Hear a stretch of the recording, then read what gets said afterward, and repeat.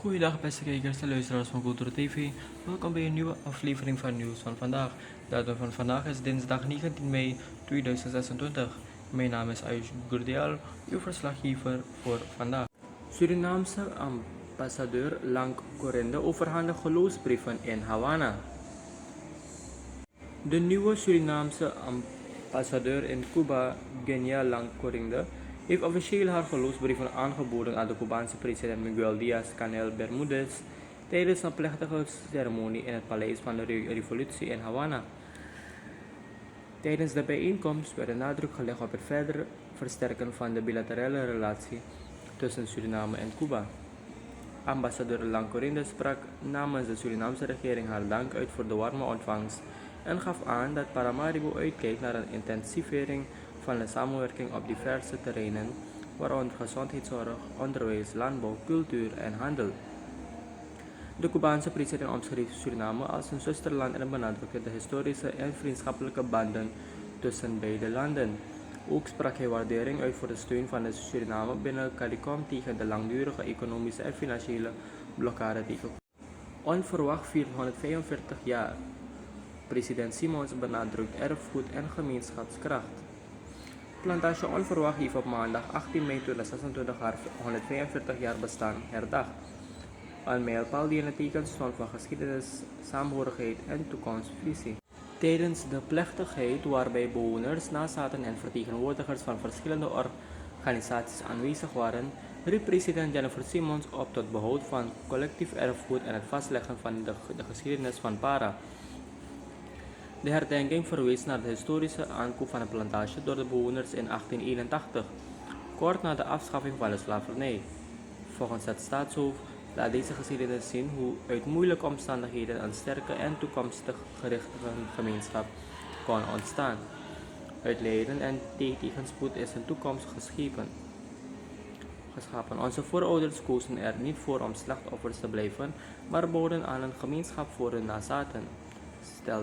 Luchtvaartsector Suriname toont herstel na eerdere veiligheidsproblemen.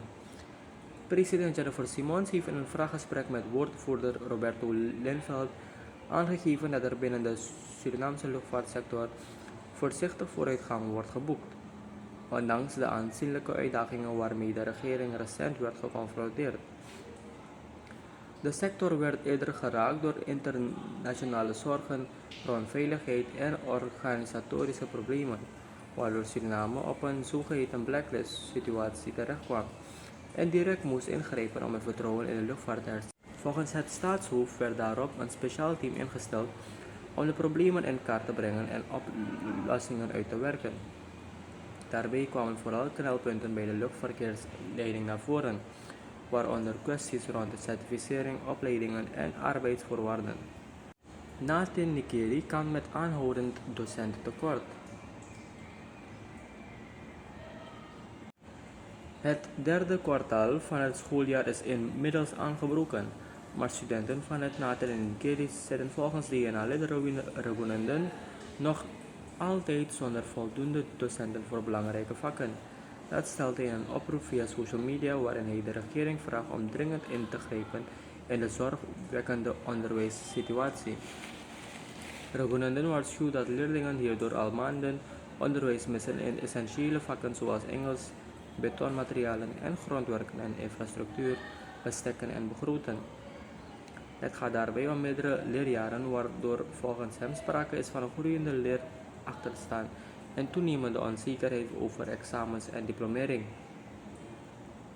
Volgens de parlementariër is de situatie niet nieuw, maar wordt deze met de week ernstiger naarmate het schooljaar vordert. Suriname neemt voorzitterschap COFCOR over tijdens CARICOM-overleg.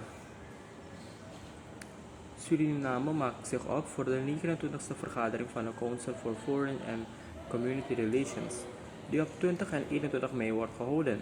Op 22 mei volgt de 57e Community Council meeting voor ministers van de CARICOM-landen. Minister Melvin Bouva van Buitenlandse Zaken, Internationale Handel en Samenwerking neemt daarbij het voorzitterschap van COFCOR over. Volgens Bouva is de bijeenkomst van groot belang voor de regio. COFCOR geldt als een geldt als een van de belangrijkste organen binnen de CARICOM en bereidt het buitenlands beleid voor het land door de staatshoofden wordt besproken. De vergadering sluit volgens de minister aan op de inzet van Suriname voor verdere regionale integratie. LVV viert Wereldplantendag met educatieve landbouwactiviteiten in Tamansari. Het ministerie van Landbouw, Veeteelt en Visserij heeft in verband met Wereldplantendag op verschillende locaties activiteiten georganiseerd om aandacht te vragen voor het belang van planten voor voeding, milieu en welzijn. De internationale dag wordt jaarlijks op 18 mei herdacht. Een van de activiteiten vond plaats op de LVV-plantenkwekerij in Tamansari in het district Komowena.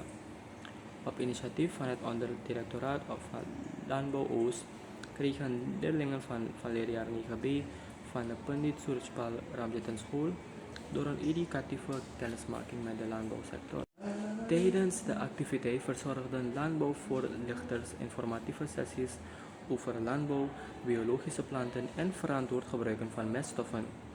Daarna mochten de leerlingen zelf groenten planten en helpen met het bewateren van gewassen.